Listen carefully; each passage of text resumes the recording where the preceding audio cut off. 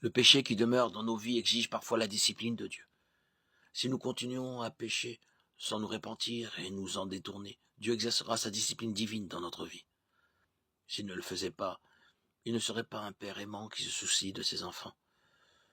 Tout comme nous corrigeons nos propres enfants pour leur bien, notre Père Céleste aussi corrige ses enfants avec amour, dans leur intérêt.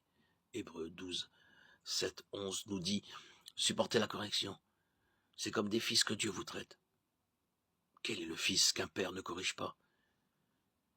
Mais si vous êtes dispensés de la correction à laquelle tous ont part, c'est que vous êtes des enfants illégitimes et non des fils. D'ailleurs, puisque nos pères terrestres nous ont corrigés et que nous les avons respectés, ne devons-nous pas d'autant plus nous soumettre à notre Père Céleste pour avoir la vie? Nos pères nous corrigeaient pour un peu de temps, comme ils le trouvaient bon, tandis que Dieu le fait pour notre bien, afin que nous participions à sa sainteté.